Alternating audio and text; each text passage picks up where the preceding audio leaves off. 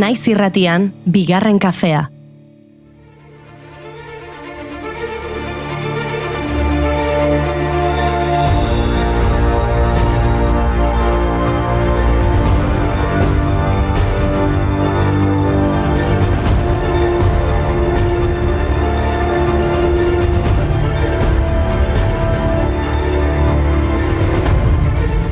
Egun honetan ongi etorri bigarren kafera. Ostiral usaina Dario Gorkoari asko izan zarete edo izango zarete, gaur oporrak hartuko dituzuenak. Batzuk 5 egun izango dituzue, beste askok 10 eta izango da iragan astetik oporretan denik ere. Gaurkoa egin eta bigarren kafeak oporrak hartuko ditu apirilaren 8 arte. Faltan botako zaituztegu, baina atxeden apur batek ere ez digu kalterik egingo.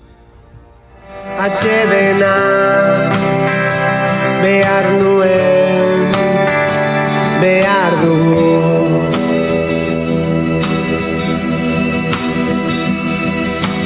Inork inoiz astutako soka baten soinua du hemen, nahi genuen isiltasuna.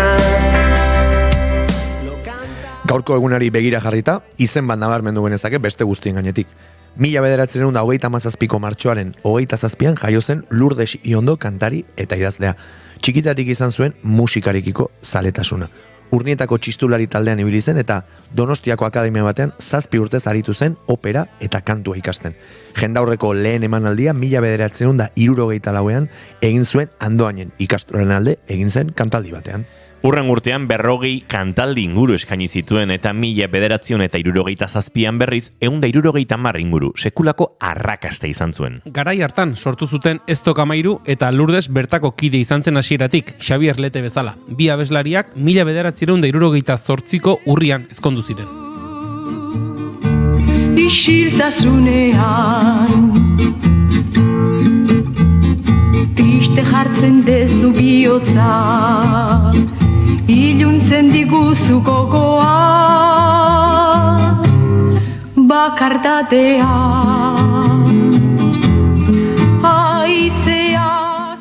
Biak aritu ziren gaurko egunez ospatutako 24 orduak euskaraz ekimenean, 76ko martxoaren 27an, larunbata zen orduan, gauerditik gauerdira. Euskaraz emititu zuten Loiolako, Donostiako, Iruñeko eta Bilboko herri irratiek. Elkarrizketak, mahai inguruak, kronikak, egitarau potoloa izan zuen ekimenak. Euskalduntze alfabetatzea, poesia, folklorea, komunikabideak, ekonomia, ikerketa, margolariak eta eskulturgileak, antzerkia, novela, bertsolaritza eta beste hainbat alor landu zituzten. Pentsa, Euskaltzaindiaren bilera eman zuten zuzenean eta bilera hartako esaldi bat ekarri nahi izan dugu gaur gurera. Irratiak baditu bere muga eta ahuleziak. Entzun egiten da, ez ikus. Hala ere, belarriak gizonarengan badu indarrere kemen. Eta askotan ikusten ez dena, ikus ez daitekeena irratiak etxera daramazu. Hitzak belarriz ezartzen dizkigu. Horrek garrantzi handia duela nabari da, zalantzari gabe. Mort pour la patrie, mort pour la patrie, eskuara baizik etzakiten haiek. Mort pour la patrie, mort pour la patrie, mort pour la patrie, eskuara baizik. Jardunaldiari amaiera emateko Donostiako Anoetako belodromoan une hartako euskal kantaren abeslari eta talde garrantzitsuene kontzertu erraldoia egin zuten. Jean-Michel Bedaxagar, Benito Lertxundi, Xabier Lete, Lourdes Iriondo, Peio Hospital, Pancho Akarrere, Mikel Laboa, Gorka Nor, Ibai Rekondo, Gonzal Mendibil, Lupe, Hartzean aiak. Belodromoa jendez gainezka zegoen, bai eraikinaren barnean eta baita kanpoan ere. Jose Mari Irindo kazetariak honela deskribatu zuen eguna ahotsak.eus ekimenerako. Euskara utzian emititu zitekeela demostratu nahia. Eta jakina, egun hartan egintzan programazioa euskara utzian ez dago egiterik urte osoan. Baina egin genuen egintzan alegin handi bat. Eta horren inguruan daude 1000 anedota. Esate bateko 24 ordu euskaraz egin zian, 24 orduetatik erderaz egintzan bakarra. Diario Hablado de Radio Nacional, ordu bitartako, eta Diario Hablado Lau de Radio Nacionala, amarretako, eta bi elkarrizketa, Julio Caro Barojak egindakoa, eta Oteizak egindakoa. Horiek gazteleraz. Gaztelera dotorien egin ziren horiek. Gaineako dena euskeraz egin zan. Eta hori jaialdi eder batekin amaitu zen. Hiri ondo izan zen egunaren sustatzaietako bat, Jose Mario Termin, Jose Ramon Beloki, Carmelo Otaegi, Txaro Arteaga eta Iñaki Zubizarretarekin batera, besteak beste.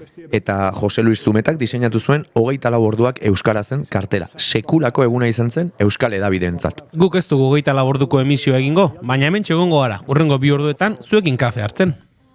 Time, my dreamy friend, it's coffee time.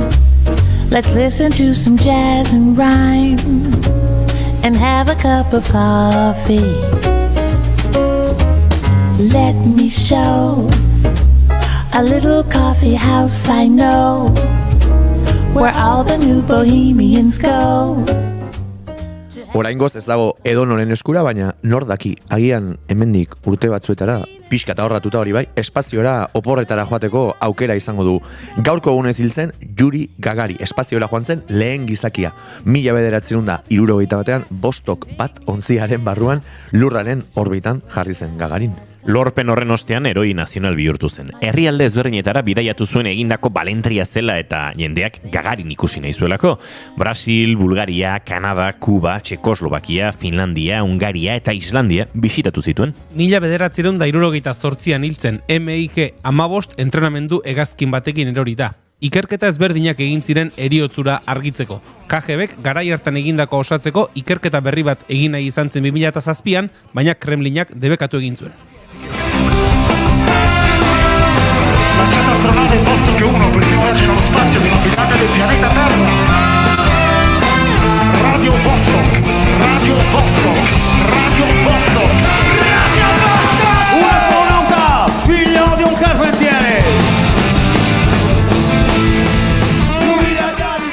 Baguk eriotza batetik urtebetetze batera egingo dugu bidea. Gaur 55 urte betetzen ditu Mariah Carey abeslari eta aktore estatubatuarrak. Billboard magazinaren arabera, Mariah Carey 1980ko hamarkadako musikaririk famatu eta arrakastatsuena bihurtu zen. 1980 urtean bere lehen diskoa kaleratu zuen eta ateratako lehen bost singleak lehen postuan gelditu ziren Amerikako estatu batuetan. Hau musikaren historian lehen aldiz gertatu zen. Inork ez baitzuen lortu, 5 singletatik 5 lehen postuan gelditzea. Orain arte, ni baino 5 Grammy gehiago ditu, hau da 5, eta gaur egunera 260 milioi disko eta single baina gehiago saldu ditu mundu mailan. Emakume abeslari salduena bihurtu delarik eta 250 milioi dolarreko aberastasuna duela estimitzen da. Gu baino 5 gehiago. Oita. 5 Grammy gehiago, baina 260 milioi saldua ditu, ez dira 260 milioi gehiago. 259 koma haundi bat izango da, baina ez dira 260 milioi gehiago izango. Ondo aigea ordun.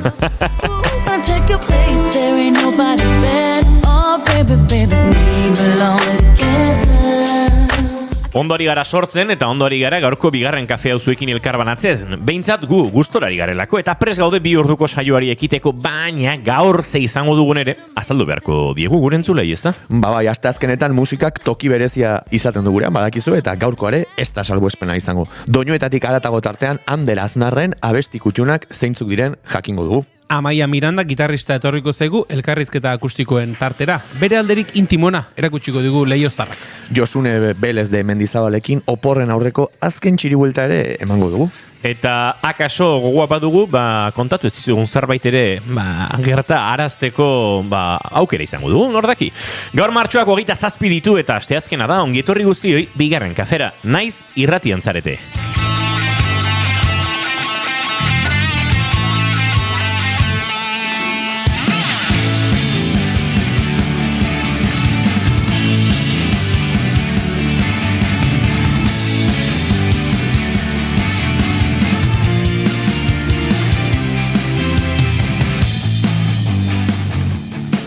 Zuekin ikusentzule zareten horiek egartxuatun zain letona, egunon! Egunon, ekipo! Dagoeneko, arnazestuka dabil, egindako dantza improvisazioarekin, Julen Goikotxe Arbegoz egunon. Egunon aldaka dislokatuta nago. Honek 14 ordutarako prestakuntza gixare balio lezake? Edo ez gara eritxik horrela jarritzen badugu, Izketan ari zaizuen hau Inigo Asensio Elurbide gaur bigarren kafeak 7:40 garrena du, goizak 10 eta 17 minutu, 10 gehiago, 27 ditu martxoak eta 24 gutxiago, alegia 3 gu hementxe zuekin garenak urrengo 2 orduetan bat egiteko asmotan. Matematikak alde batero utziko ditugu, Gartxotek bere bibotea hola tolesten jarraitu aurretik eta gaurko saioari bide egingo diogu segituan. Ongitorri guztioi, naiz irratian zarete, bigarren kafean.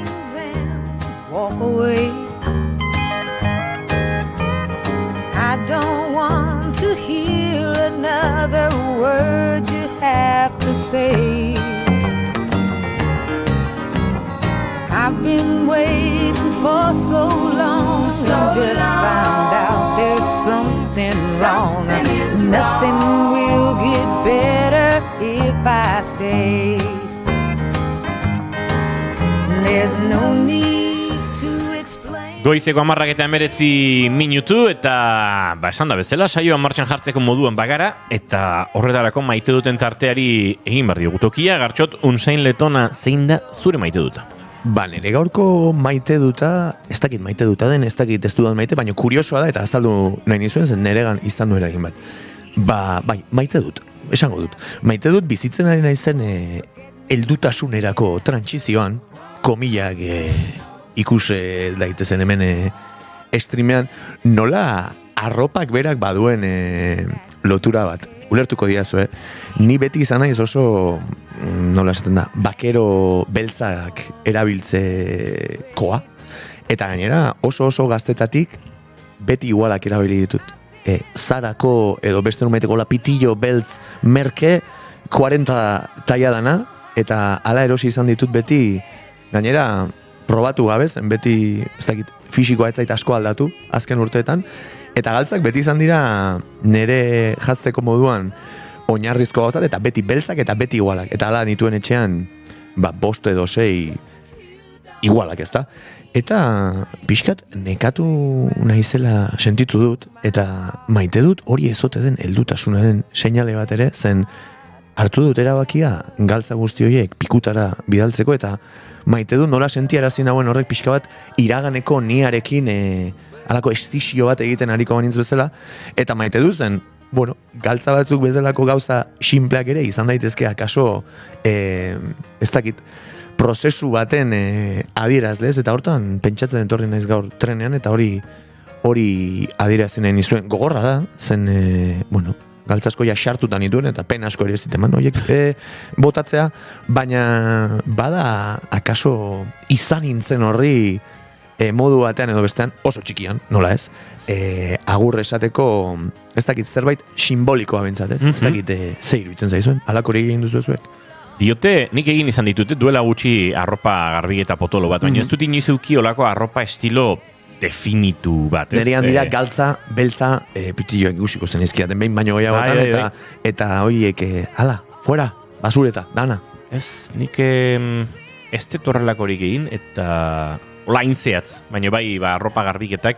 Diote, psikologian ere, ilea moztea edo bizarrakentzeak ere baduela, ez? Iraganarekin pixkate, iragan gertukoarekin, noski, ja bizi xamarre azten delako, baina iraganarekin hausteko edo espazio bat, distantzia bat markatzeko modu bat, oain galtzaren historia hau iruditzen zait pixkate sakonagoaz, zure nia nolabait ni 2.0 bihurtzeko joera. Nik ere horrelako garbiketa drastikorik ez dut egin. Ala beharrak eragin dauka, esaten duzunen galtza batzuk hartu, esaten duzu, hau kentzeko beha zeudek erabiltzeko baina horrela bi etapen arteko... Kurioso da, nik ere bota izan ditute beste gauza batzuk, zarragoak, ez daukat arropa asko ere ze, baina kasu honetan izan da beti bost edo sei igualak eukitut beste galtza asko ere ez, oiek bakarrik iaia, baina oiekin pixkat aio, gaztiak, hasta aquí hemos llegado esatean bezala, eta ez dakit, eroso sentitzen naiz zartzaroan. Heldutasunaren atarian, Julen, heldutasunaren atarian, tok-tok.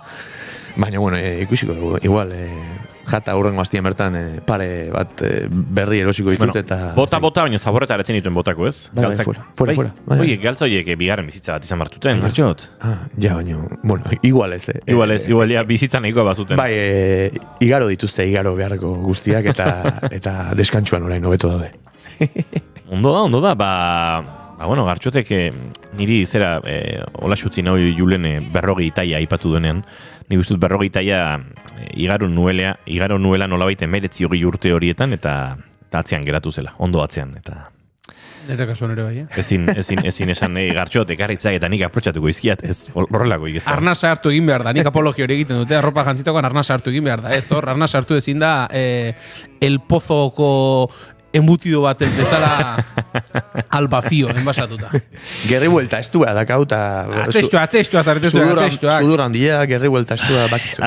Zein azure maite duta, Julen? Nereak begira, opor giro honekin du zerikusi eta gainera jarri duzuna bestiarekin bide bat zer da? Ze abesti entzun dugu? Oraintxe aldatu zaigu, baina The Pointer Sisteren Fairy Tale kantua zen. Hola pixkat bluegrass eta country folk girokoa. Eta orain txentzuten ari garen hau ere, ikaragarriona, Charlie Priden Kiss an Angel Good Morning. Entzun. Like the devil when you get back home. Niri honek transmititzen dila zeitasuna eta aste santuko egun hauek, ez dakit, oporretara joateko aukera edo modua izan dudanetan, joan naizen lekuetara joan naizelako akaso, beti eragin izan dut alako estres puntu bat, jendez betetako lekuak, 3-4 egun bakarri dauzkazu, beti ere, aste terdi espaldi madaukazu, jai kalendariaz gorrin agertzen diren egunak bakarri baldin dauzkazu, 4 egun dauzkazu eta 4 egunetan den egin behar da, eta etxetik abiatu aurretian sida da belartetik ateratzen zaizu, ze oporretara zoaz, baina 1000 gauz egin behar dituzu, eta denak egiten ezpagituzu oporrek ez zuterako zertarako balio izan, eta badira urte batzuk, lan kontuak medio eta beste hainbat arrazoi medio, aste santuko jai egun hauetan, enaizena kanpora joaten. Eta maite dut, herrian geratzen den lasaitasuna, ni ez naiz Donostian bizi, ni herri txiki batean bizi naiz, eta hala ere hor ere notatu egiten da, ez? Jendeak alde egiteko itura badu, kanpora joateko itura handia du egun hauetan, egia esan, eta herrian geratzen garen artean egoten dalako giro lasai bat, berez ere ez gara ikaragarri bizi, baina geratzen garenok batzuk lanean daudelako, beste ez dutelako kanpora joateko modurik izan, geratzen dalako giro lasai bat urtean zehar somatzen ez dena, eta maite dut hori ez, egunen, ez dakit, bendibuelta bat egindakoan, kalera atera eta somatzen duzun lasaitasun hori, jendea beste ritmo batean dago, ez da oporretan akaso ez dago, baina ez da oporretara joan, baina beste ritmo batean bizitzen dira egun hauek, eta maite dut herrian geratzen den alde batetik jende kopuru murriztu hori, eta gero aparte geratzen den jende horrek izaten duen aldarte lasai hori, eta nire egun hauek gustatzen zait herrian bertan pasatzea. Are you haunted and wanting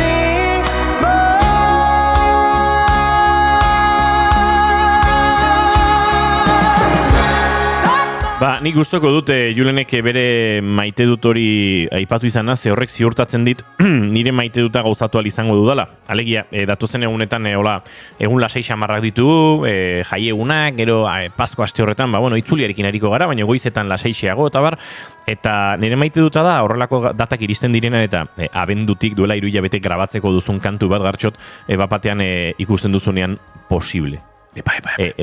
datak daude, eguna dauzkazu grabatzeko.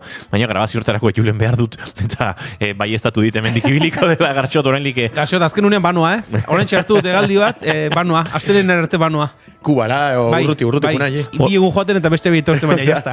Hor buruan edilen forma baten zedot, Juleni komentatu behar diota, uno talda, bueno, listo, bai estatuta hemen dagoela, beraz, nik plantxo bat egingo jat, lasai. Vale, bai jazta. Hori egina zagot. Gauza derra da estudian sartu eta grabatzea, Gartxot? Bai. Tarteka. Bai, badakizu zerenio, gaur usaia hartzen diot gure gonbidatuak desmontatuko dizkigula ere, zugetanik estudiorako ditugun joera asko eta interesgarriak izango direla, eta ikusiko ez zenbat apunte hartuko dituzun gaur.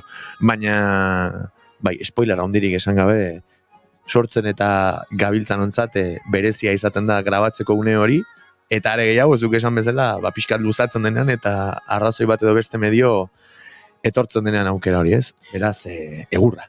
Pentsa, abenduan, Postal Kolekzionistak taldearekin EP berria aurkeztu genuen, eta horre, egin genuen alako jokalditxo bat, ez? Diskoa amaitu gabe zegoen, kantu bat amaitu gabe zegoen, work in progress bat zijoan disko horretan, gitarra eta hotxean egiten diren, premak eta horietako bat, eta jendeak disko erostean, bere elbide utzi bartzuen, eta orduan disko hori amaitzen zuen kantua, orain grabatuko dugun hau, jasoko zuen bere etxean aste batzuen bueltan. Bueno, aste batzuk, 12, 14, 15 aste pasa dira, baina nik uste dut, aste santuen bueltarako gure entzulen etxetan izango dela kantu hori, eta horrek ere ematen ditalako alako poza. Josune Belez de Mendizabal Fernández de Garaialde, unon, zer modu zara? Egunon. Bueno, nago ja opor gozez, eta zuek entzun da, ja nekatu naiz.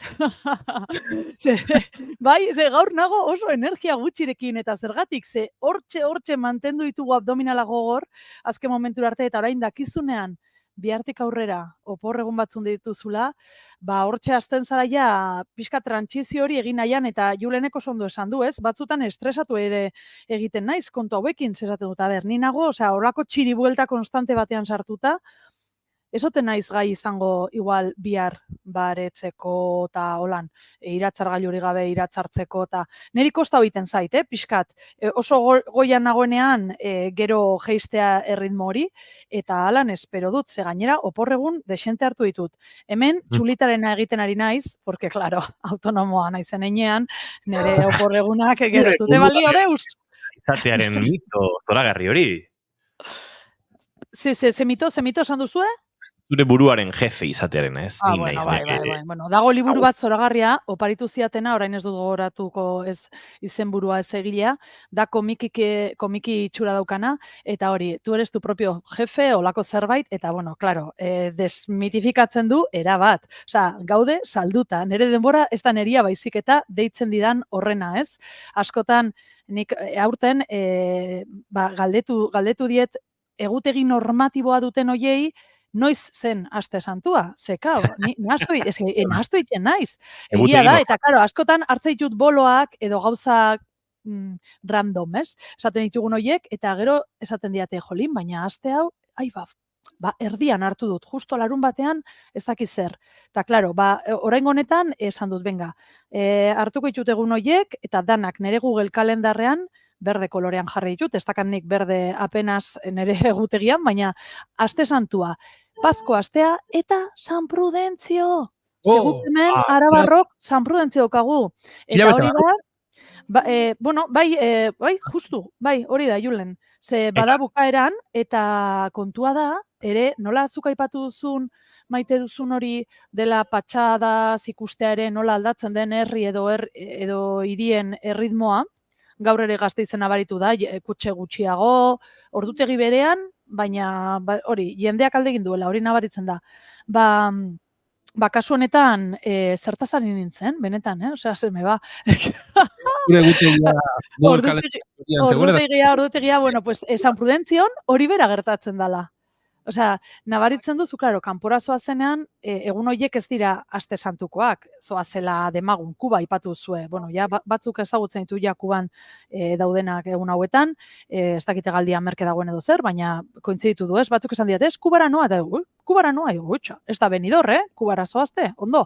Eta, hori, San Prudentzio dela gozada bat, arabarrontzat merkeago dagoelako, aste santua baino, prezioa, eta gero ere, ritmo hori nunbait edo lasaitasun hori topatzen duzulako. Orduan, apirila, arabarrontzat, batez ere, bat egiten duenean aste santuarekin eta Pasko astearekin, inabil total. Osea, gaude jiji jaja, bueno, hori da nere mitoa, Gero ikusiko dugu, nola nagoen, Baina holatxe. Zuk galdetu duzu eta entzuleari jakin mina piztu bazaio, La Habanara apirilean oraintxe begiratuta 680 euroren bueltan hegaldiak lor daitezke. Joan etorria Bilbotik abiatuta. Beraz, nahiko etxetik gertu. Uste dut kombinaziorik merkeena Euskal Herrian Bilbotik gertatzen zaigula, baina akaso beste aeroportu batzuetatik ere begira liteke. Baina bai. Esaterako, igandean, hilaren 7an hegaldi merke abiatzen da. Eta 14ean bueltatzen da beste bat, egun gutxi xamari Kubara joateko, baina kombinazio horrek ematen ditu hor 680 eta piku euro justu 700 eta 4 kasu. Hori ez dago gaizki, ez da? Nek aspaldian ez duela hegaldirik hartzen, baina ondo dau, ez? Hor bataz bestekoa. Bai, egia da, oraintxe oso gainean gaudela, eta ziurrenik duela aste batzuk, akaso merkeago ere topatu duela inork hegaldi hori, ze orain horrek behartzen zaitu 7 egun egotera Kuban, behin Kubara joan da, akaso 10 eguntxo edo, beharko dira, ez dakit. Edo 3 aste, edo hilabete, edo 6 hilabete ere pasaitzak izu. Edo joateko bakarrik hartu, eta gero ikusi. Eta gero merkatzen baldin bada, buelta hau, eta ez bada merkatzen, geratu, noski. Aizu, Josune Belez de Mendizabal, aipatu duzu nekearena eta oporrena, nik gogoan dut, Gabonetan ere oporraldi majo hartu zenuela. Eta gero gaixotu. Hori beti gertatzen zait. Bai, klaro, bera egiten duanean, erlajatzen naizenean, pun. Eta baina hartu nituen bat. Zure gorputza nahiko gorputze azkarra da. Azkarra esan nahi dute adimentsua edo inteligentea, ze normalean jendeak oporrak hartu eta biharamunean edo bigarren egunean gaixotzeko joera izaten du. Eta zuk berriz oporraldi guztia gozatu, eta gero, ez dakigu zerren ondorioz, izaten dira hor, parrandak, ipurdi biztak eta bestelakoak ondoren gaixotu zenuen. Horrek, suposatzen, ez? Nik uste dut hor. Iri bestatuko gertu. Hasi nintzela parranda ez. Kirola egiten saiakera egin nuela, eta horregatik izan zala. Atean nintzen korrikaitera eta ostu nintzen. Ez zaitezte atea korrikaitera. Txeko, ez da, paseito, tita, hola, nazkar, eta fru, Baina, bestelan... Egiten dena egin behar da, baina zentzuz eta jarraikortasunez. Bapatzen, 10 eguneko oporraldia, eta egunero, 2 kirol saio egin nahi izatea, akaso ez dago, baina, zuk, astero mendi buelta egiten baduzu, oporretan ere, 2 buelta egiten badituzu astean edo 3, ez da zer pasako.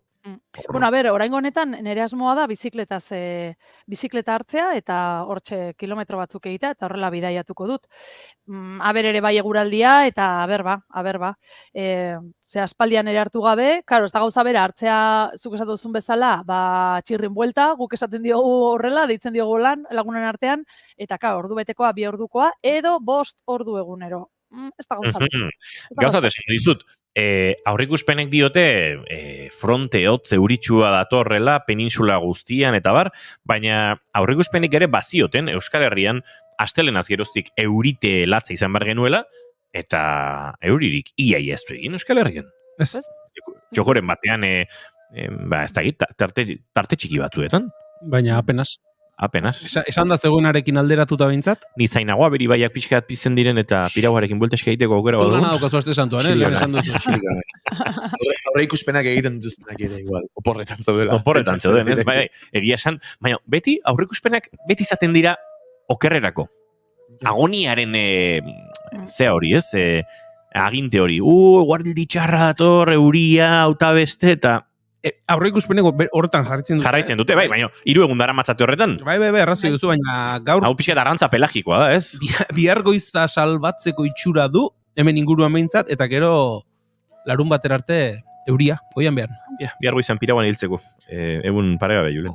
Ez aldoko zabestioa grabatzeko. Hasta aquí grabatu behar duzu, baina.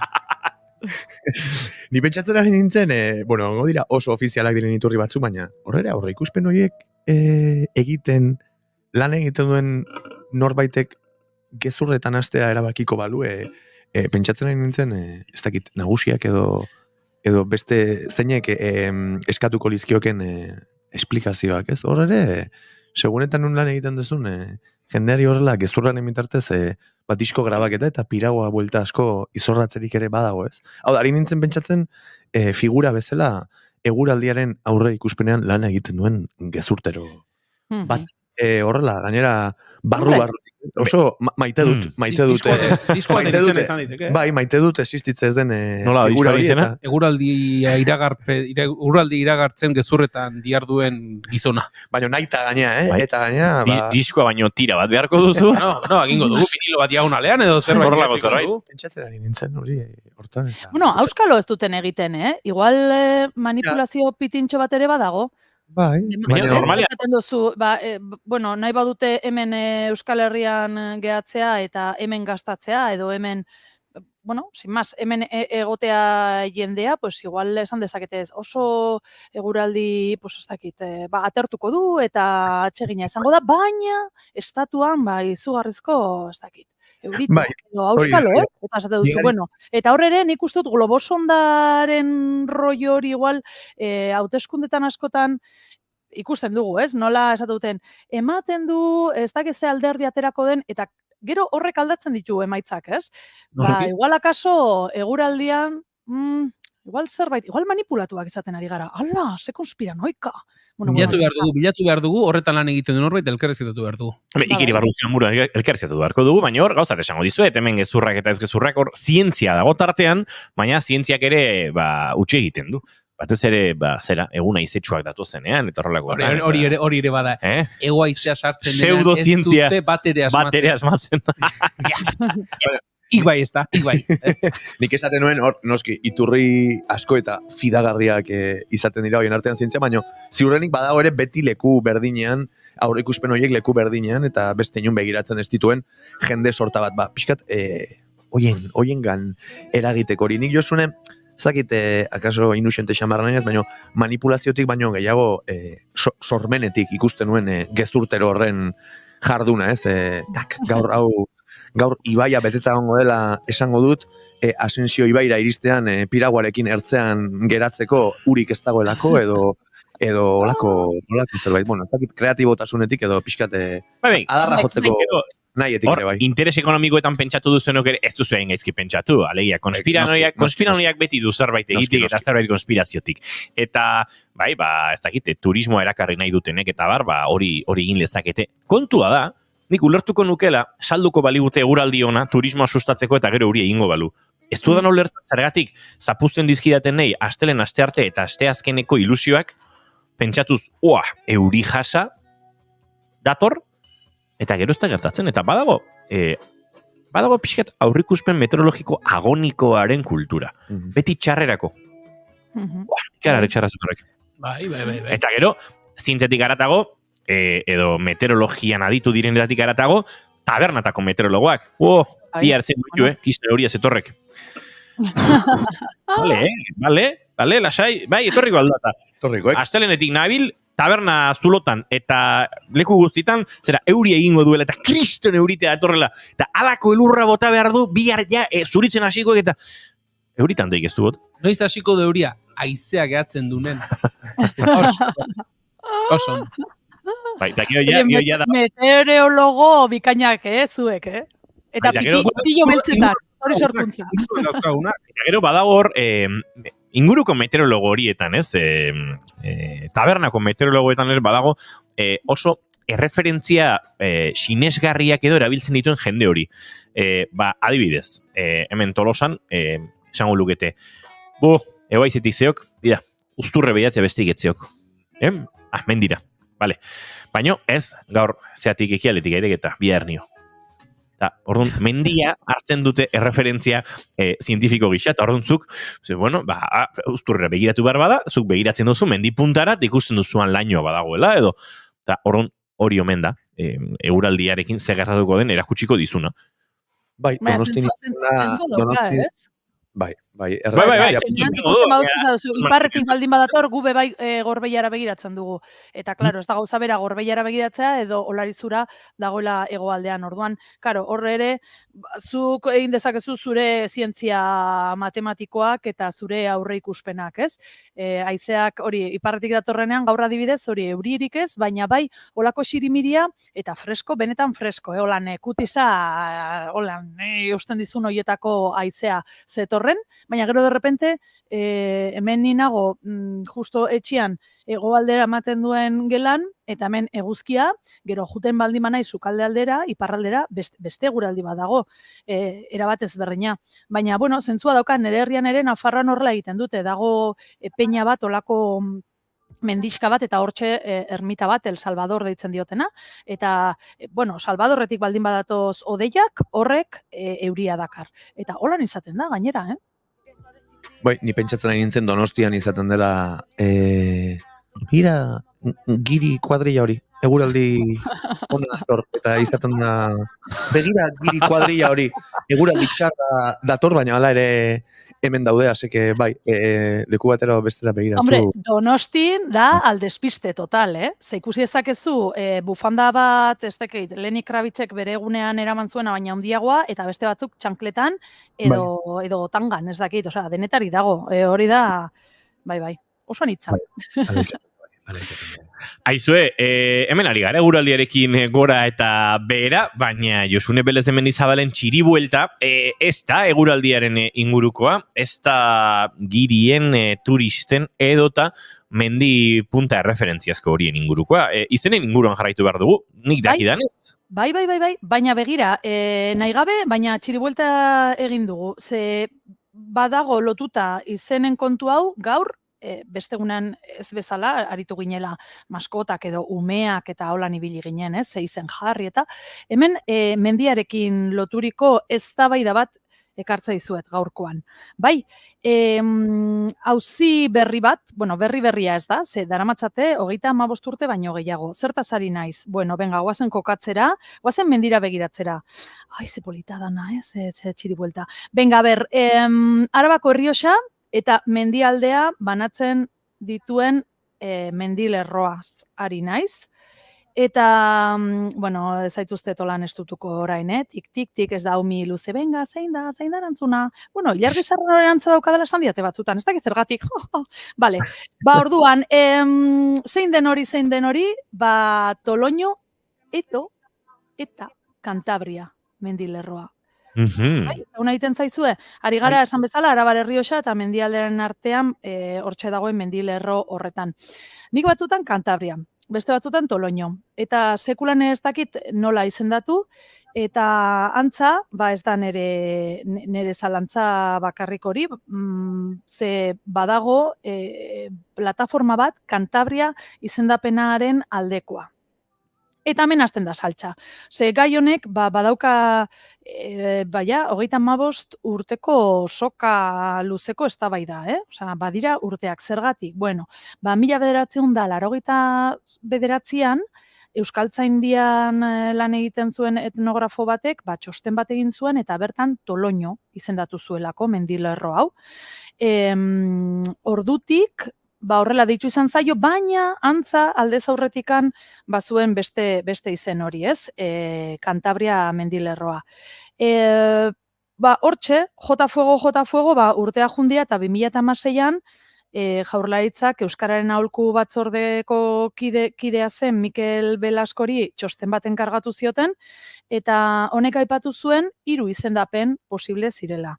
Toloño, Cantabria eta Codes. Bai? Hori ere hemen oso entzuna da. Zer gertatzen da? Bueno, plataformako kide hauek Cantabria izendapenaren alde egiten dutenak, esaten dute idatzita geratzen ez dena galdu egiten dela eta ohiturak mantendu behar direla. Eta bere arbasoei beraiek Cantabria mendilerroa entzuten ziotela. Orduan honekin jota fuego, eta Espainiako Kongresura bidali dute txosten bat edo, ez dela loteslea inondik inora, ez legezko proposamen bat da, baina honekin ari dira eztabaidatzen eta kuriosoa iruditu zait ekartzea, ze badau gai hau hemen gure min gainetan, eta beste egunean nola izenen inguruan ere hitz egin genuen, kuriosoa da, ez? Eta ikusi beharko dugu ber zertan geratu den, baina irakurri dudanaren arabera, claro, behin Euskaltzaindiak txosten bat egiten duenean, ez garela zoratzen, batzutan, ze hemen adibidez, Arabar Errioxan dagoen El Zieko,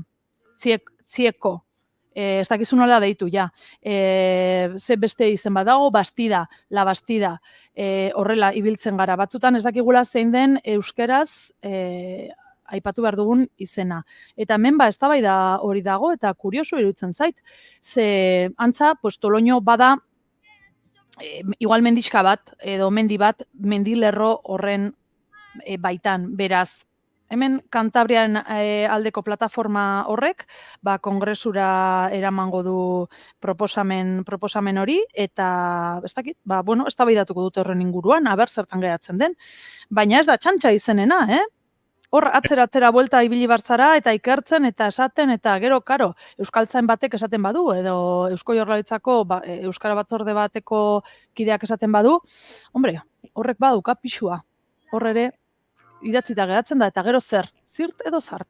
Bueno, idatzita dagoena Tulonio da, ez? Alegia, badirudi Toloño mendia erromatar garaiko inskripzio bateko Tuloniotik edo datorrena, eta nonbait jainkoti hartu dute zuten mendia, garai hartan bazegoelako, ez? Naturaren elementuak olapixat jainkotzeko joera, eta orduan Tulonio hori agertzen da, eta hor dago idazkera, eta baina gero nunbait erabileran edo leku batzutan Kantabria edo Sierra de Cantabria ditu zaiola, eta eztabaida honetan etekin gehien ateratzen dena Sierra Cantabria ardoa izango da. Ze, esan, nik Sierra Cantabria gehiago ikusi dut ardo botietan, mendilerroa bera gertutik baino, onartu gara daukat. Guk hemen oso errazdakagu, Herrera portua igo jeitsi, eta hortxe gurutzatzen dugu, eta gainera beti aipatzen dugu mikroklima ere badaukala, ez? Horre, mendilerro horrek, eguraldiarekin lotuta. Odeiak hor justo paratzen ditu, eta La Guardia edo lako herrietara baldin baza Arabar Errioxara, benetan polita dau. Paisaia eta gaina goitikan ikusten baldin baduzu, mendilerroaren goikaldean hori portuan baldin bazoaz edo kotxez edo bizikletaz, hortxe badaukazu balkoi bat, nun ikusi dezakezun Arabar Errioxa luzeeran, eta benetan ederra da. Koloreak ere oso politak dira udazkenean, holan matxondoak ere ikustea, eta, gonbidatzen zaituzte eta hau ezagutzera. Ni Piraguaren kontu hori egiten badut inoiz, zuek ere etorri behar duzu ona, eta gurutzatuko dugu hori mendilerroa bizikletaz. Bai? Akaso egunotan eskapa dingu du? Venga. Ez dakite guraldi hona egongo den, igual utzi dezakegu aurrera gorako. Lau egun dira. Aurrera gorako, hasiko dira. Berriz lanak pilatzen, kontzertuak, besteak, nik orain egiten ez dudana, iraiera arte dut ez dudala egingo. Esamar nuen ere, oraindik oporrak hartu gabe zaudetela, eta planez betetzen zaretela, datu zen egun sorta, seke... Julen Ibeira, azpeian nabari zaioa, ansietatea nola... Kaskoak enduko banitu beleartetik. Egia esan, banabil hemen optimismo mugabe batean, ze bihar osteguna da eta entxegua daukat, larun batean kontzertua. Honek abestia grabatu nahi digartxot. Noiz! Oso energiaz beteta sentitzen dut hemen nausia. Etzan lan asko iten egongo. Poane ondan... Ez duzu ezuek nik adina lan egin. Desertuan gora eta bera, trenbidian gora eta bera. Hau da, kuadrilla. Aizu Josune, baldakizu lengon, astelenean aritu ginen aipatzen izenak eta nola deitu, eta nik bota nuen, pixatola, tematu eta brometan eta ironiaz edo, hanboto bazela izen bat, aste artean, mi iluzeko parte hartzaile bat agertu zen, hanboto izenarekin, neska bat, eta antxe Junior Romateti bargurenek ikusi zuen, eta bidali zigun argazkia WhatsAppetik, eta pentsatu nuen, bida. Gure herrian ere bada, hanboto izeneko neska bat. Bai? Beraz, ez da hain ez ezaguna, nik hanbotu hola pixkat exotikotzat edo hartu nuen, baina ez da hain exotikoa antza. Ja, bai, kuriosoa da, ze izenena, nik behin entzun nion neri zebari, ez dakit hau zuzena izango zen, osea, sekulan enuen gero bai estatu edo ez, baina Italian, ez dakit txerriari esaten diotela, pues, matxalen, olako zerbait, osea, ez, olako izena, eta karo, esaten zen, jo, ume bati jartzea izen hori hemen, maialen, edo, eta ara jutea, baina, klaro, ze ibiliko zara, pentsatzen, ze esan nahi daukan zure izenak ez daki nungo auskalo, igual ez duzu bidaiatzen sekulan, edo igual zure umea jaiotzen denerako Italia jandu tsunami batek, auskalo, ez? Orduan nola baldintzatzen gaituen bueno, besten iritziak, ez? Horretaz aritu ginen pixkat astelenean, eta beste anekdotatxo bat, hemen inguruan nire izeba bat, bada frantsesa, Marseilla aldekoa, eta berari gustatzen zaio asko Lopidana, da nire aitaren herria, hemen Arabakoa, dago 9 kilometrora Gasteiztik, eta gustatzen zaiola izen hori, eta esaten du, alaba bat izan banu, Lopidana dituko nioke, eta nik esaten nuen, ala, nora soaz, ez? Baina, klaro, bakoitzak beste ikuspuntu batetik ero, ez dakit, azkenean ez bazara hemengoa, gustatzen baldin bazaizu izen bat, ez? Zergatik ez? Gero zurera eraman, zure herrira edo. Dudari gabe, nik egingo dut egunean behin galdera bat Julen eta Gartxotentzat. Lopidana herria, Araban, zenbat biztanle ditu? A, 0-tik 10-era, B, 10-etik 100-era, C, 100-etik 500-era. Lehenengoa. Bigarrena. Josune? A ber, nik esango zut, nire izeba Julia, eske dia, hola, kontatzei, Josu. Hogeita lau dituela ikusten ari naiz, azken... Hogeita lau asko da hori. Hori da, zentzauduta ongoen. 2007an izan zen hau, ez dakite orduztik. Hogeita laura, ez dut, 10-era llegatzen badia, benetan, Beraz, ez dakigu, Gartxoteko Julenik asmatu duen. Bai, oso gutxi dira,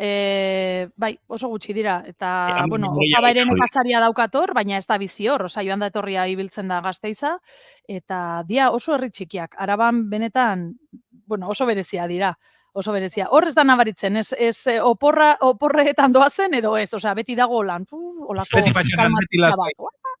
Beti lasai, bai. Josune Belez de Mendizabal, Fernandez de Garaialde, azken konturik ez baduzu behintzat, guk aurte egingo zaitugu, azesantu estera. Bueno, bitxo, eske animatu nauzue, olakoak zaitezuek. Sesiente, begira, azkenengo kontu bat. Aipatu genuen, hau aurrekoan hitz egin nuen Goiurirekin, ez dakit zuek zeundeten, orain ez du goratzen, baina Hobetuz programa, Gasteizko udalak abian jartzen duen partaidetza programa horretan, nun, Gasteizko biztanlek aukera daukate euren proiektuak aurkezteko, gero, hauteskundeak balira bezala jendeak bozkatzen du, eta atzo jakinarazi ziren ze proiektu gauzatuko diren, zeintzuk gorpuztuko diren, ze ideiak jaso diren 100 pikotik, pilo bat jaso dira, gero teknikoki bideragarriak zirenak 84 ziren, eta 84 hoietatik 16 egitasmo gauzatuko dira, horrela bozkatuak izan dira, 3 milioi euroko aurrekontuarekin. Eta besteak beste ez, ze asko ziren, esan bezala, baina irabazleen artean, eta hau, goratzen dut Goiurirekin egon nintzela izketan,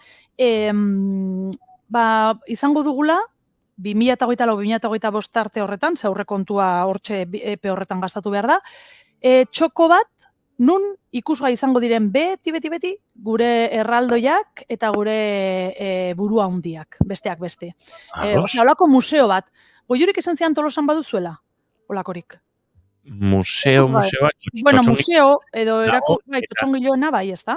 Badago elkarte bat erraldoi eta burua hundi... Burua hundia alegikoa, dek. Joera, doakotasunetik, Julen? Bai, horrela, guzti tankera eman dio kilometrotaran, non dizitu horren, eta... Bai, Tolosan badira, Josune, erraldoi eta burua hundi konparsa edo talde sendo bat, gazten mordoa hori biltzen dena, eta oso diseinu ederrak egiten dituzte, oso erraldoi eta burua hundi ederrak, Tolosako pertsonaia pixet historiko batzuak ere agertzen dira hor, eta esan badago. Horren esposizio moduko txokorik ez dut nik buruan. Bai, Txotxongiloen museoan topiken, Europa mailako eta nazioarteko Txotxongiloen museoan, erraldoien bat, olako Godzilla bat, eta beste pieza batzuk inauteritarako sortu izan direnak eta doaitzan utzi direla bertan, eta badaudela.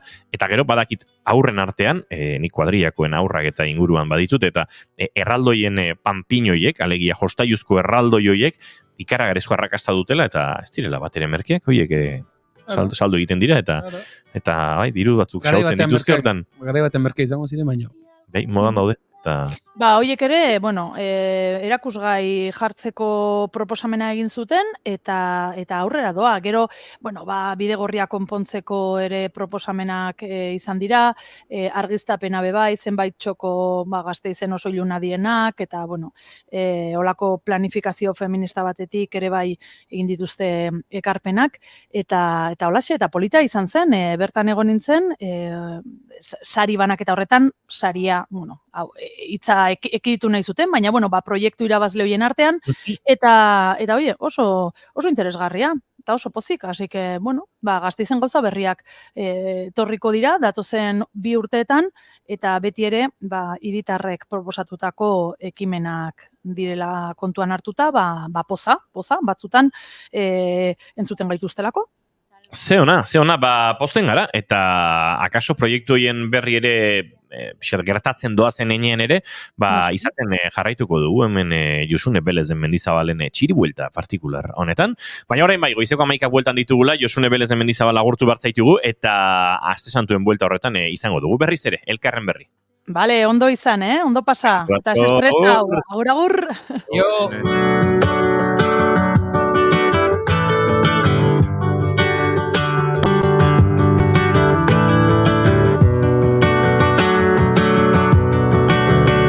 Si algún día te... Gorka Santestebanek hemen txatean bota digu, ze altxorra ikusi deten, gero elkar banatuko dut. Ze hype mota da Gorka.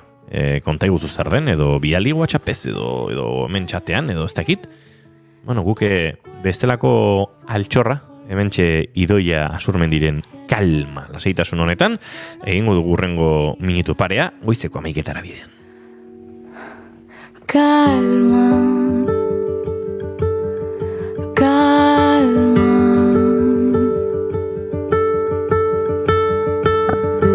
Recuerdo aquel 9 de febrero en Madrid. Recuerdo la euforia, el miedo y la tristeza. Recuerdo la soledad desoladora, la que aprieta y ahoga el alma. Y también la soledad acompañada, esa que abraza, que sana y salva. Recuerdo los veranos en el pueblo, los cielos de Castilla y la historia de una vida herida. Recuerdo el dolor, las espinas y la flor. Recuerdo el olor de la felicidad y la calma. Recuerdo la calma. Recuerdo olores, sabores, colores, historias y voces, muchas voces, de las que pueden hacer callar al ruido. Las voces que relatan cada uno de mis recuerdos. Recordar, volver a pasar por el corazón, volver al corazón, volver a sentir, a vivir, revivir, recordar la vida. La vida es un recuerdo de los recuerdos, de momentos ya vividos, de lugares, personas y miradas que se cruzan en el camino. Porque la vida va de cuidar, de compartir, de amar y recordar. Volver. Idoiaren kalma honekin goizeko 11 heldu gara, eta azken orduari ere heldu behar diogu, gure estudio zentraletan da, Oñatz Aizpuru lankide, Oñatz, egunon? Egunon bai, albiste bitxi batea aipatzeko duela gutxi kaleratu dena. Duela 20 urte desagertutako pertsona bat aurkitu duelako Guardia Zibilak Kaparroson bizirik, Bilbotarra duela 2 hamarkada, emazte hoiak semeek eta anaiek bere desagerketa salatu zuten, eta orain bizirik topatu duten eta Kaparroson. Dirudinez 2009an jarri zuten senide salaketa, eta azkenekoz 2003ko urtarrilean ikusi zuten senide, uste zuten Bilboko Zorrotza auzoan zegoela, osasun arazoa zituelako eta baita arazo ekonomikoak ere. Guardia Zibilak azkenean pertsonari DNA frogak egin dizkiote eta euren semeenarekin alderatu, eta azkenean atzeman dute Kaparroson kontu korronte bat zegoela, eta desagertutako pertsonaren izenean hilero pentsio bat sartzen zela bertan. Hilabete hasieran berriz, 2 aldiz dirua ateratzen zuten. Azkenean, martxoaren 19an ofizialki osasunez ongi dagoen gizonezko topatu zuten eta familiari esan zioten. Borondatezko desagerketa baten aurrean gaude. Pentsa 20 urtez desagertuta egon eta ondoren Bilbotik Kaparroson aurkitu duten pertsona hau, gizonezko hau. Lan kontuetan aipamen bat eta onaino, kasu honetan Espainiako Auzitegi Gorenak sententzia kaleratu duelako Euskal Herriko Unibertsitatearentzat lan egiten duten ikerlari bekadunen inguruan kexu ziren soldata baxua jasotzen zituztelako, urtean zuzenean kontratatuta daudena baino 7.000 euro gutxiago, ELA sindikatuari arrazoi eman dio Espainiako Auzitegi Gorenak, eta berretxitu diskriminatu egiten dituela eta beste irakasleen adinako lan baldintzak jaso behar dituztena. Arabizketa Gipuzkoako Auzitegi Nagusiaren sententzia berretxitu esan bezala, 75 bat irakasle kontratatua ditu gisa horretara Euskal Herriko Unibertsitateak. Onaino kontatzeko genuen guztia, gero arte. Eskerrik asko Oñatza Izpuru eta informazio zerbitzuen tarte hau itxita, seriotasun gutxiago dugun bigarren kafe honetan esan dezakegu 20 urte eta geroko agerpen honek, ez dakit, baten bate pozez txoratu edo tristuraz jantzi duen. Hemen saltxa dago. Bate disgusto hartuko zuen. Hemen saltxa dago. Bai, opor luze xamarrak ez, orain oporren atarian gaudela. Josune Belez de Mendizalena baino luzeoak. Aizue, goizeko 11 eta 2 minutu, bixi, bagoaz doinuetatik aratago tartean, Ander Arzakekin. Arzak ez, Aznar. Aznar barkatu, Ander Aznarrekin gartxotun zain letonak izandako solasaldi eta podcasta bentzutera.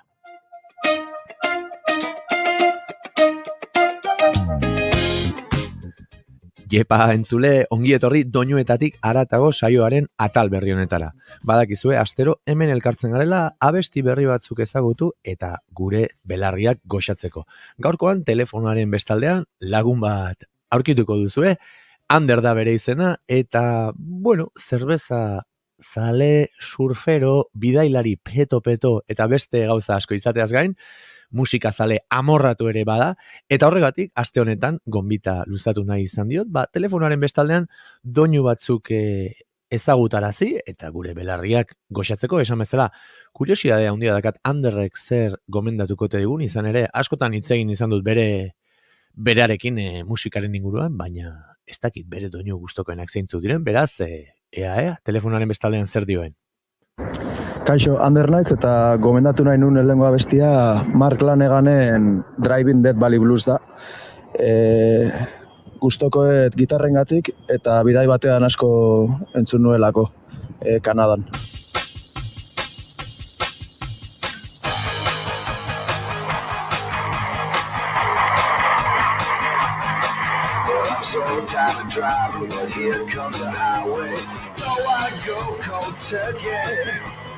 Flying with Jesus so high on the main line. So last time I drive Death Valley. Remember kisses like kerosene. The rest of the only a memory. Don't feel so bad cause you made me. The picture's so clear. The picture's so clear that it's crystalline. Better run to the doctor, girl, run to the medicine. Don't wanna go cold turkey. I'll be your Napoleon, be your crippled Alexander, but don't wanna go up the country. Shame there's nothing to hang it on, except for this wreck that you made of me. A blackbird singing a morning song, sing along. Sing to the end of a century.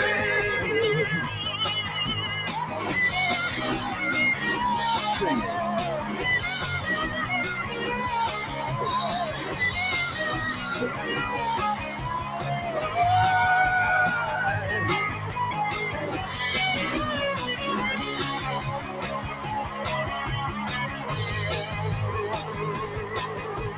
Can't sound the thought of many more miles, but I don't wanna go cold turkey. Here comes the highway, can't you see what it made me? So last time I drive Death Valley. Remember kisses and kerosene. The exile lives in memory. The scarecrow sing in a morning song. Sing along. say to the end of a century. Are you still with me, Jesus? So high on the main line. Don't let me go up the country. Go better run for the medicine. Don't let me go cold turkey.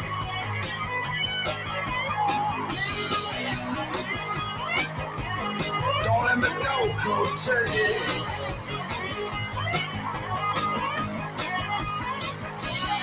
Don't wanna go.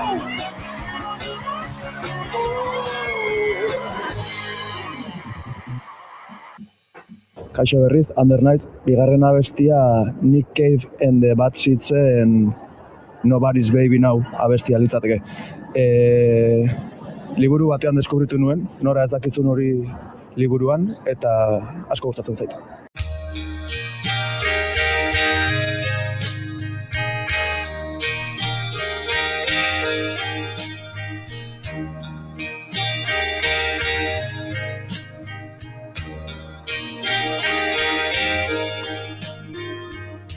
I've searched the holy books. I tried to unravel the mystery of Jesus Christ the Savior.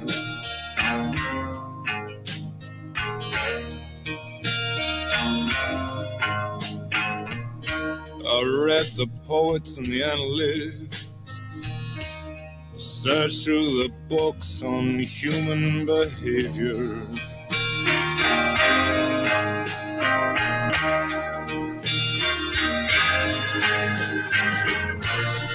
Travel this world around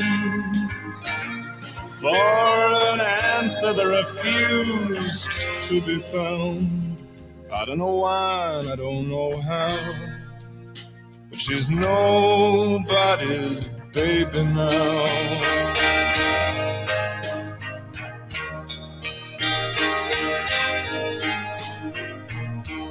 I loved her then, I guess I love her still. Hers is the face I see when a certain mood moves in. She lives in my blood and skin. Her wild feral stare, her dark hair, her winter lips, as cold as stone. I was her maid. There are some things love won't allow. I held her hand, but I don't hold it now. I don't know why and I don't know how, but she's nobody's baby now.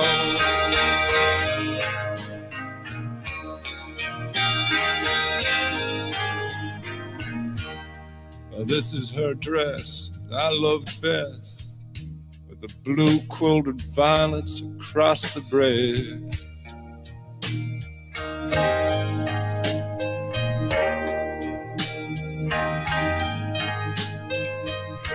And these are my many letters,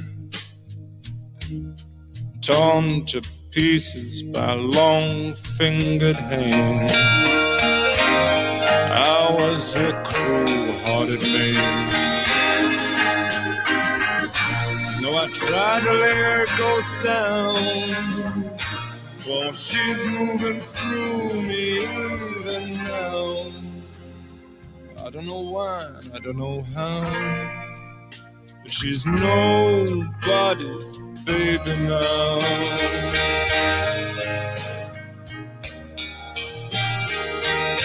She's nobody's baby now.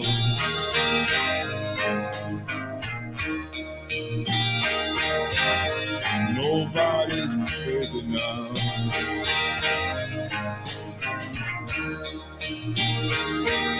She's nobody's baby now.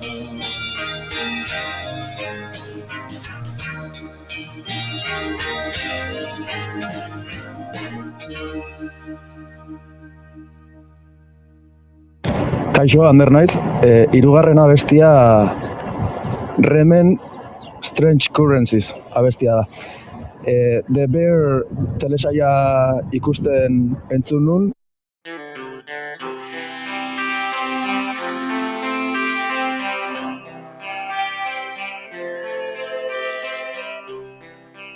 I don't know why you mean to me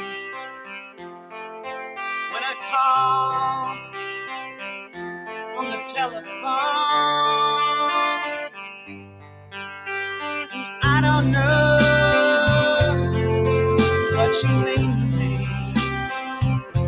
but I want to turn you on, turn you up, figure you out. I want to take you on.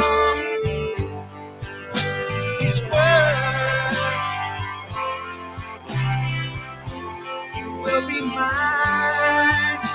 These words, you will be mine all the time. The fool might be my middle name, but I'd be foolish not to say I'm gonna make whatever it takes, ring you up, call you down, sign your name, secret love, goodbye, take you where and make you mine. These words, you will be mine. These words will be mine all the time. I tripped and fell. Did I fall? What I want you to feel, I wanna feel it now.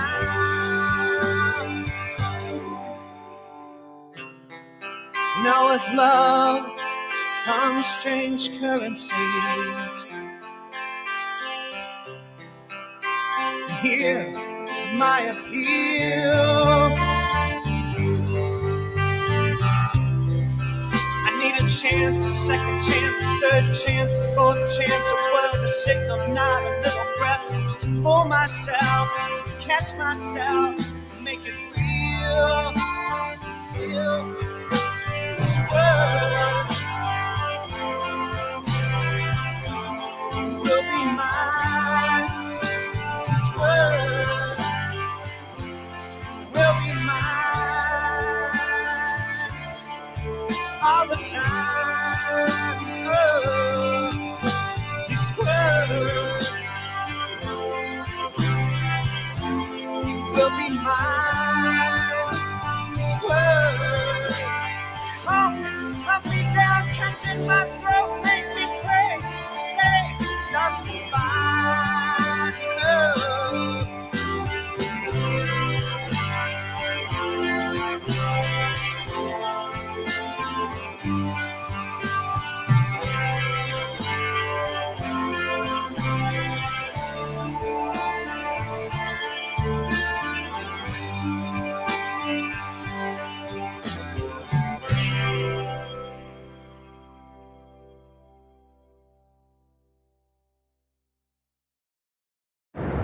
Kaixo, Ander naiz, eta gomendatu nahi nun laugarren abestia Erkin Korairen Txemalim da. Lagun batzukin egin nun bidai batean deskubritu genuen taberna batean, eta hori, inoiz ezun pentsatuko musika turkoa gustoko aurkiko nunik. Mi esker, Ander, nik ere ez nuen inoiz pentsatuko doinuetatik haratago egiteko gonbita bidaltzean, erantzuna Nueva Yorketik jasoko nuenik, eta halaxe izan da, Ander bidaiatzen zegoen, baina tarte bat aurkitu du 4 kantu kutxun gurera ekartzeko, eta hemendik besarkada handi bat, Ander, eta ondo pasa bidaian. Bagoaz, bere azken gomendioarekin, hurrengo astera arte, hemen duzue Erkin Koraien Txemalin abestia. Aio!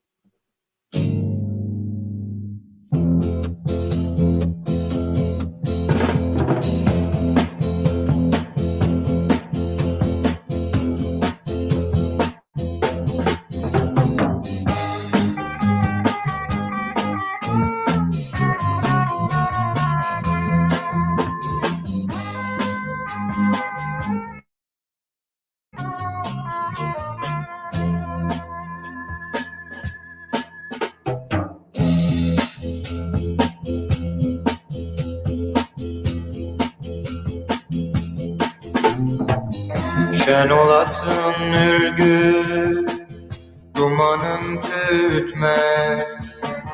Şen olasın ürgüp dumanın tütmez.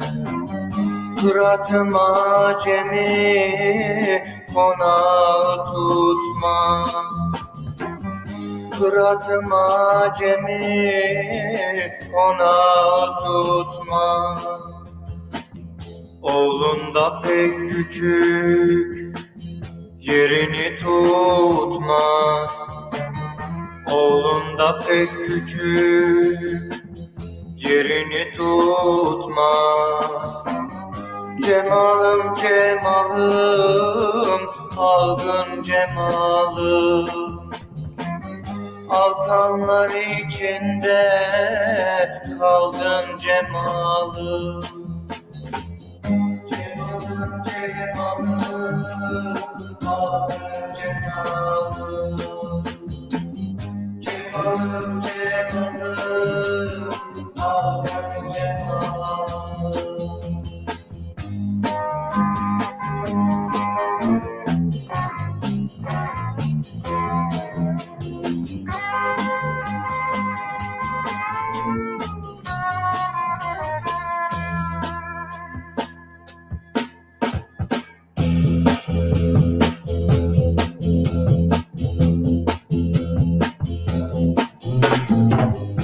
Ürgüp'ten de çıktığımı görmüşler. Ürgüp'ten de çıktığımı görmüşler. Kıratımın sekişinden bilmişler. Kıratımın sekişinden bilmişler. Beni öldürmeye karar vermişler. Beni öldürmeye karar vermişler. Cemalım cemalım algın cemalım. Alkanlar içinde kaldın cemalım. Cemalım cemalım algın cemalım. Cemalım cemalım algın cemalım.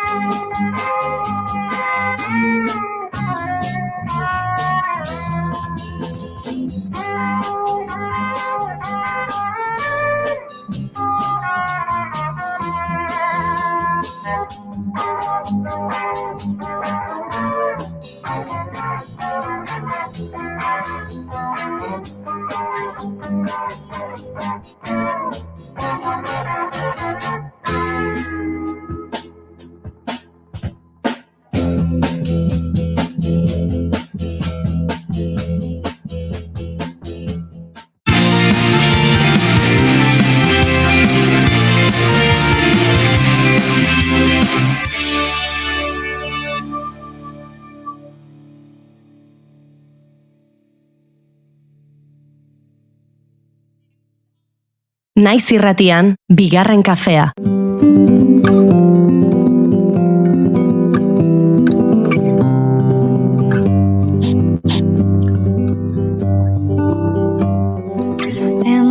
y vas, brilla y no temas por nada en absoluto.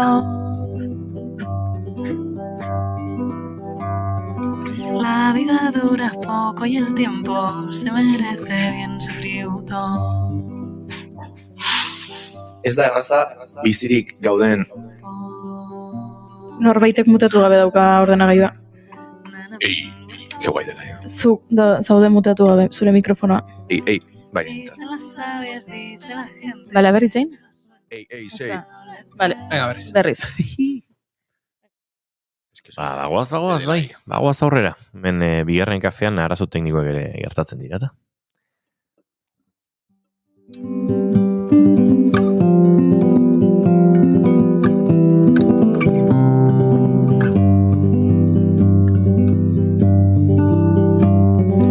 Mientras vivas, brilla y no temas por nada en absoluto.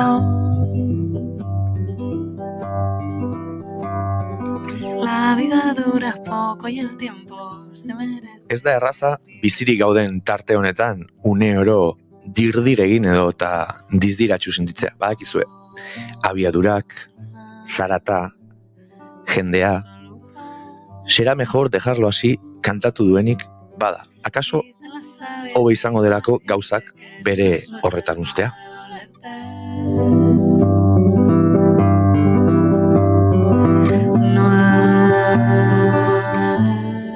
Hala ere eta kantu guztiak idatziak izan diren arren, behar dugu pieza baten goxotasun hori. Hemen soilik tarte txiki batez gaudela ohartzeko gonbita.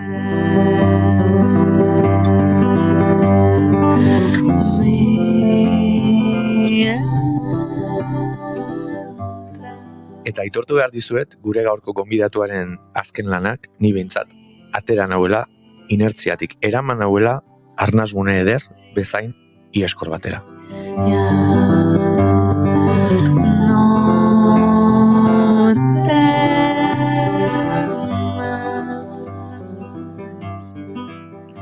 Emozio bereziz Amaia Miranda artista puskari ongi etorria eman behar diogu gaurkoan.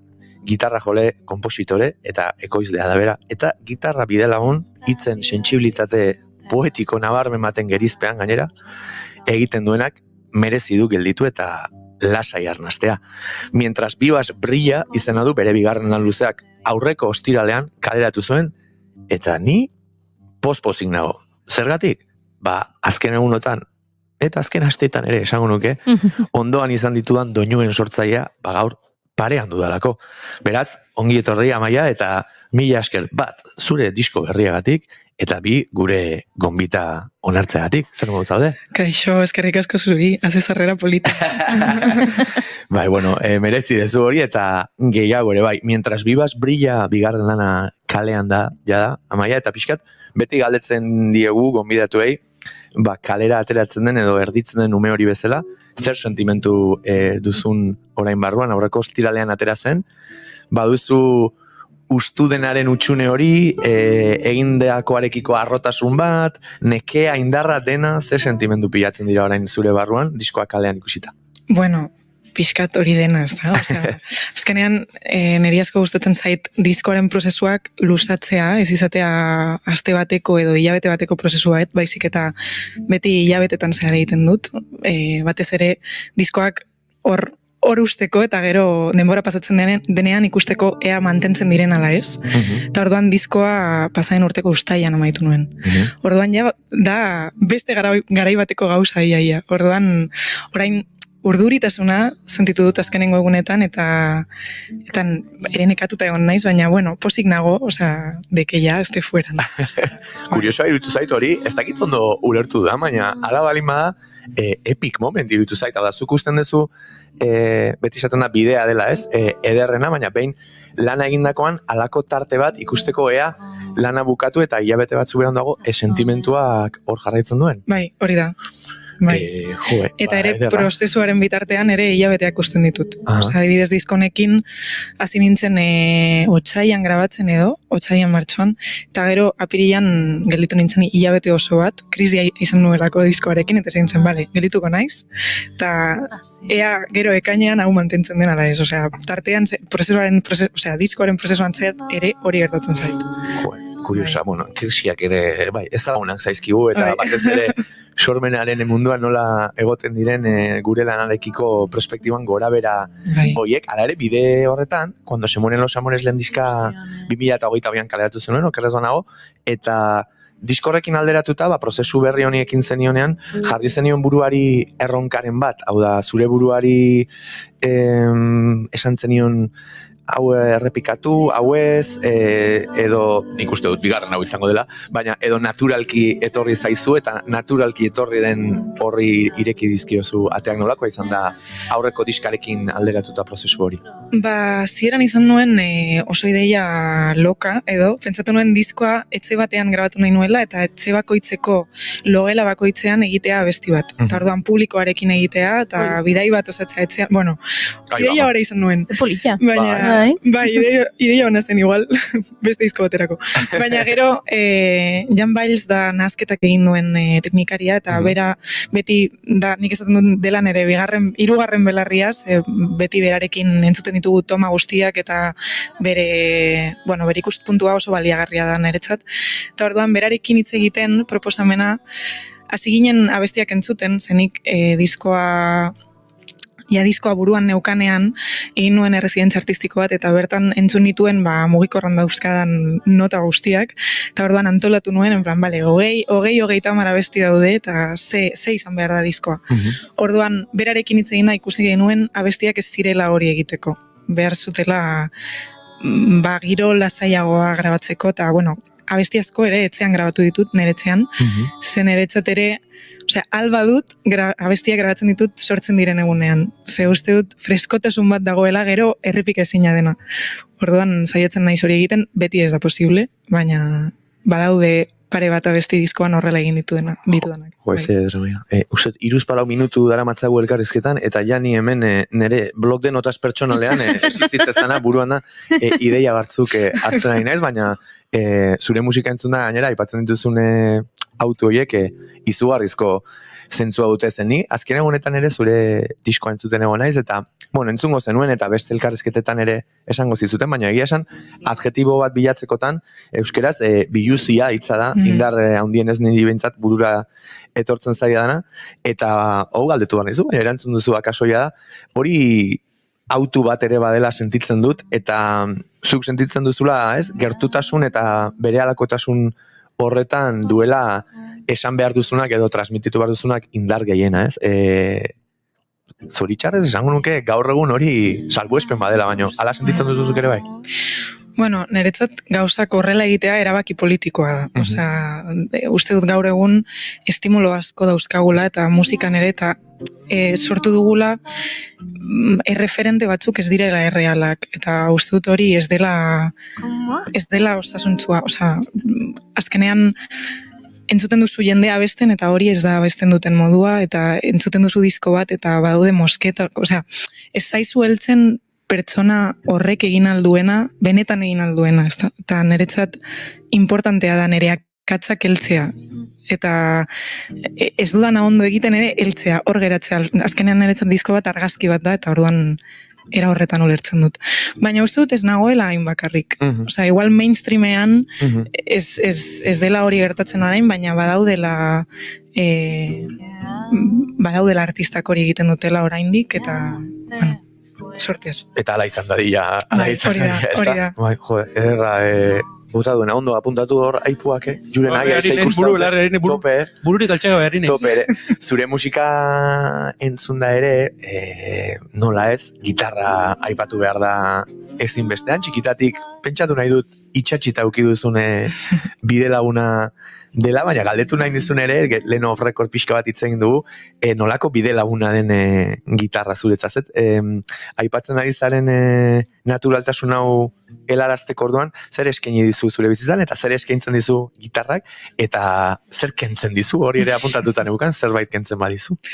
Bai, beti, nik uste beti dela, osea, bi gauza gertatzen direla.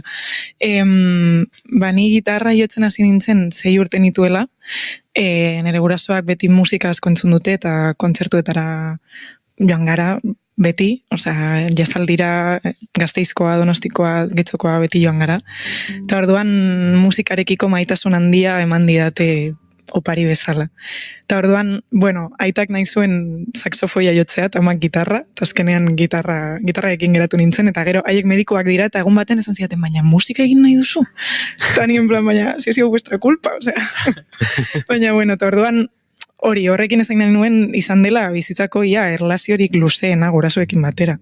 Orduan, erlazio luzea izan da, beti gauzak gertatzen dira, ez da dena flors y violas, que es diría en català, que es com catotes boníssim, no?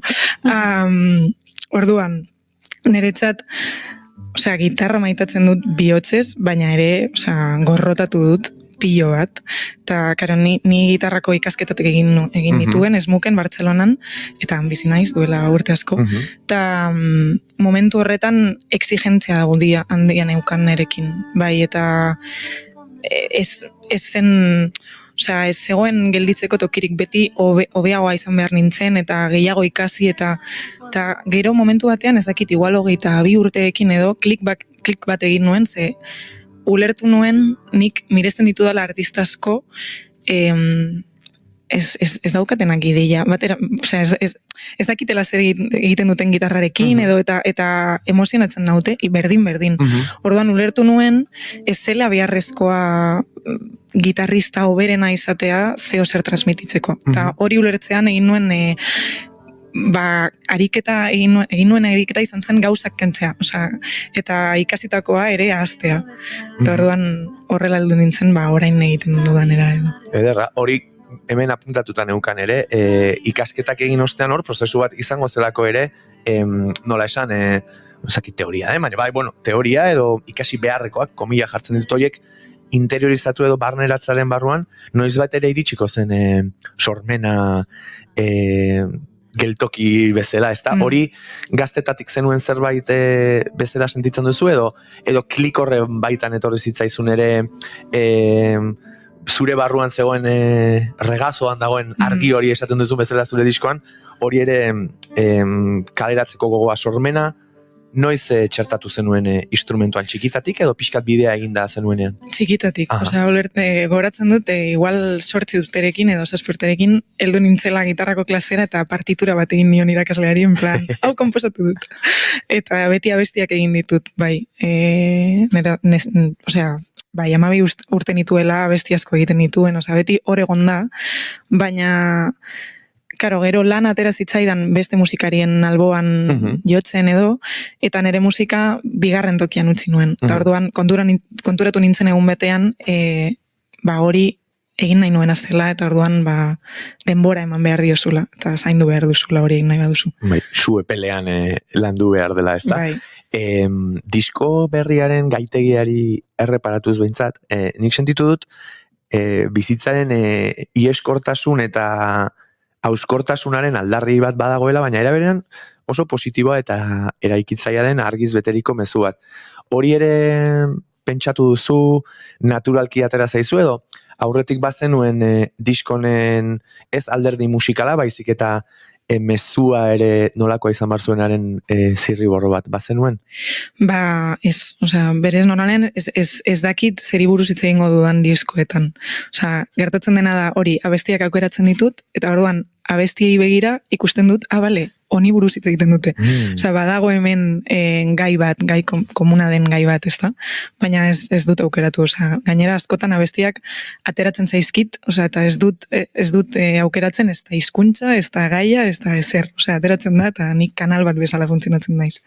Ze interesgarria hori. Zenbat egiteko modu dauden, hemendik pasatzen den jende guztiak, ni beti gainera, zuekin hizketan nagonean, sortzai edo kantuak egiten dituen membrillo bezala ere, ispilu batean ikusten naiz, eta batzuk ere naturalki ateratzen zaizkit, baina bestetan bada ere gai bat edo esaldi bat etortzen zaiena, ez? Ez dakit hitzen kanala ere izango banitz bezala, eta aldez aurretiko ez dakit zirriborro bat bai, eta baina, bueno, oso interesgarria da hemen sortzaile ezberdinek nola funtzionatzen duzuen ezagutzea. Ez dakit Goiuri abesti bat eskatzeko moduan gauden? Bai, noski, baina galdetu beharko diogu zer abestuko duen, eta nahi badu azaltzeko. Hori zuen esku egoten da, batzuek nahi izaten dute sarrera txiki bat egin kantari, laburpen txiki bat, beste batzuk esaten digute, ez?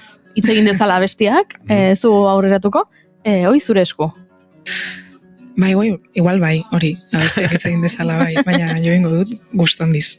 Bale, orduan oraintxe entzungo dugu Amaia Mirandaren ez dakigu zer, baina ziur berezia izango dela, mimo handiz egindakoa, eta gozatuko dugula. Beraz, nahi duzunean, holtzara segi Amaia, eta ea zer ekartzen digun. Oso ondo, badoa Amaia set akustikora, eta gu prestatzen joango gara.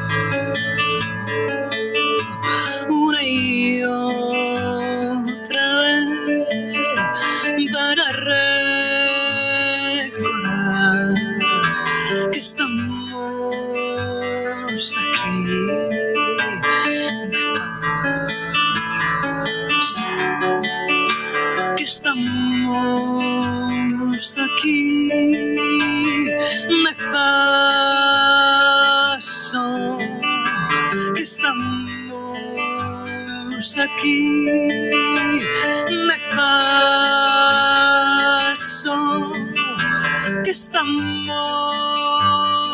aquí, de paso, que estamos aquí, de paso.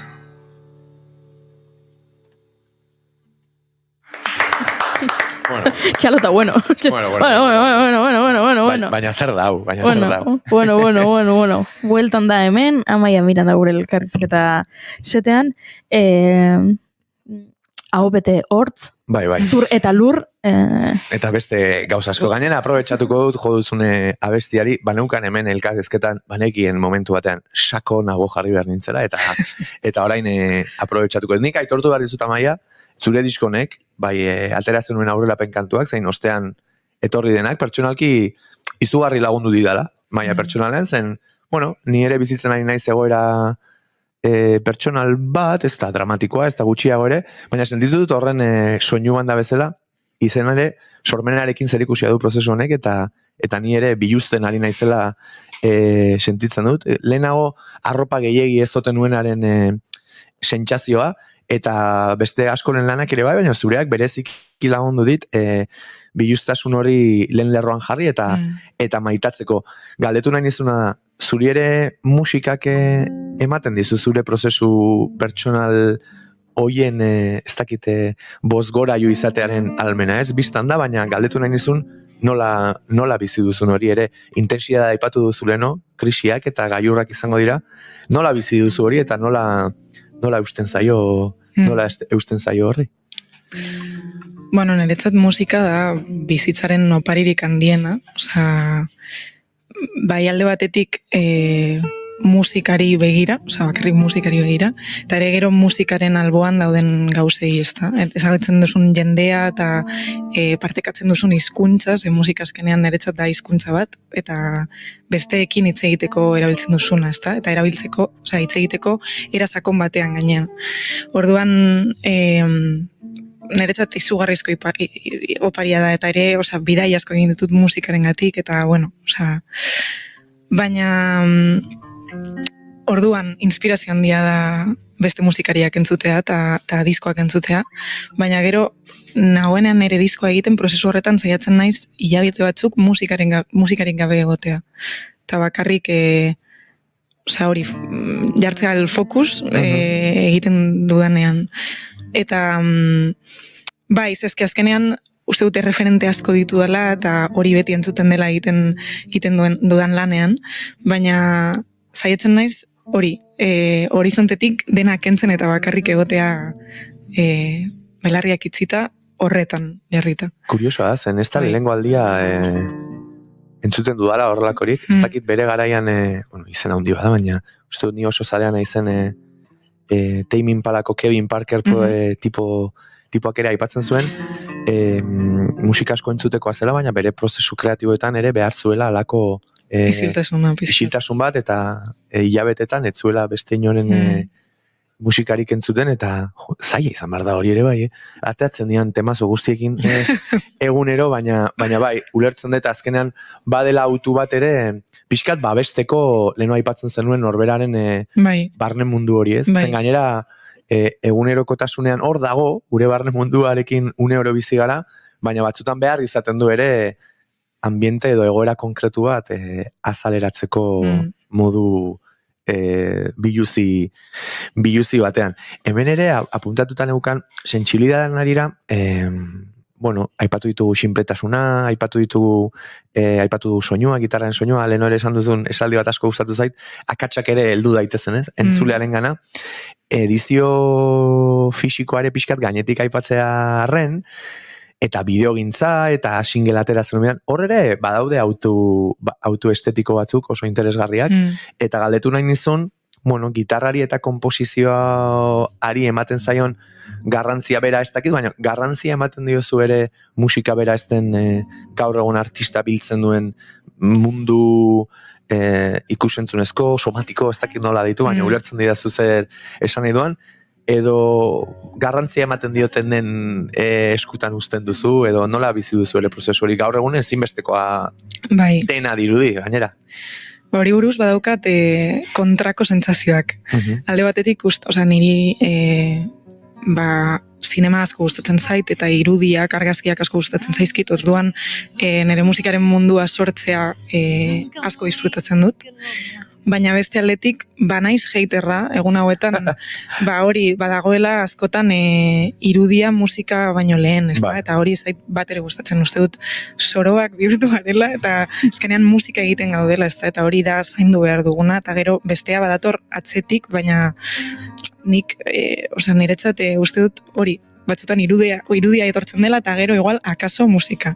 Eta orduan, baina diskonetan asko gozatu dut, eta gainera ez nuen bideoklip egin nahi, baina Serafina Ventura dela direktorea eta Felix Armengol dela DUP, haien lan ezagutu nuen eta maite mindu nintzen, orduan idatzi nien plan, zuekin lan egin nahi dut, eta haiek Berlinen daude, orduan araian nintzen eta oso bideoklip bolita geratu dela uste dut. Esan behar dizut, ikusentzunezkoen maitale bezala, uste dut hemen dano garela, baina zure bideoklipa ikusi nuenean ere, eta hau ez da askotan pasatzen zen, abestia ederra izan daiteke, bideoklipare baina entzuten nuen musika eta ikusten dituen irudien arteko sinergia edo batze hori iruditu zitzaidan benetan ez dakit, bai zure autua beraiekin lan egiteko eta bai beraien lana ere primerakoa zela eta oso ondo enpastatzen zela lanarekin beraz, behonde izula horregatik ere bai. Hemen kuriosidadeak gustatzen zaizkigu eta pare bat apuntatuta dauzkat. Lehenik eta behin, mientras vivas brilla disko berriaren hasiera zen bukaeran, ondo esaten dudan, baina gaur egun oraindik ere mantentzen den konposizio zaharrenaren berrinterpretazio bat sartu duzu intro eta outro bezala, okerez banago 6 kilosen epitofioa delakoa, autu horren atzean ere berezia da autu hori, eta nahiko nuke zuk azaltzea autu hori zergatik egin zenuen, eta pixkate 6 kilos honen inguruko azalpen txiki bat, benetan interesgarria dela uste dut. Da melodia anonimoa, ez dakigu norena den. Ez zuen bideoklipik honek. Ez, hori da. Eta da lehenengo edo bigarren mendekoa, kristondorengoa, eta aurkitu zen harri batean, eta zegoen idatzita, ez gaur egun idazten dugu musika partituretan, beste era batean idatzita zegoen, baina egin zen itzulpen bat, eta orduan diskoa irekitzen dut melodia originalarekin, ez dakit hori izango zen ala ez, baina heldu zaiguna bai da. Eta orduan irekitzen dut diskoa horrekin, eta gero amaitzen dut diskoa horren interpretazio batekin, akordeak jarri ditut, estruktura bat imaginatu dut, eta beste toki batera eraman dut, ez da.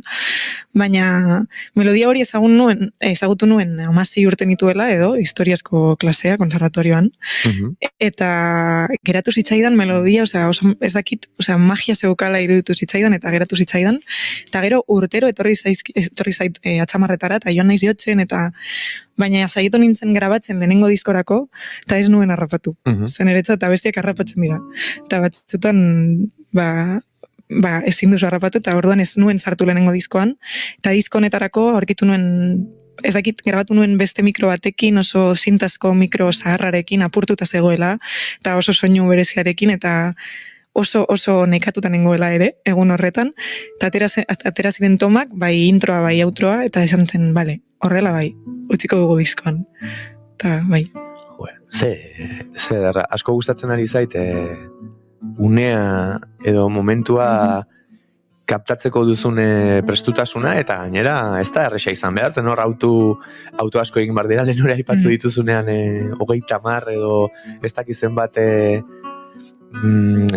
abesti zenituela mobian, lehengo astean okerrez nago ere Alejo Orbegozo Kelepo etorri zen gurera, eta berak ere aipatzen zuen diskoa egitean, egin bartzirela alako selekzio batzu, baina zuk aipatzen duzunean abestiak harrapatu egin behar direla, eta ezakit, benetan berezia den ikuspuntu bat iruditzen zait, gora zua maia, bigarren kuriosidadea ere apuntatuta dukat, eta horrekor aitortu behar du ere, ibili garela pixkat manoseatzen zen, beti ez da aukera aukitzen 1993 gitarra bat jotzeko, eta Bai, ama, nik ere jodet, aseke... Mira, no baino iritsiren, ez, bromak aparte, esaiguzu pixkat, nolatan duzun 1913ko gitarra bat, nolatan grabatu dituzun abesti batzuk hoiekin, eta horren historioare labur kontatu nahi baduzu. Ba, duela 2 urte daukadala gitarra hau, orkitu nuen Buenos Airesen Argentinan, nengoen Amaia Romerorekin bira egiten, eta...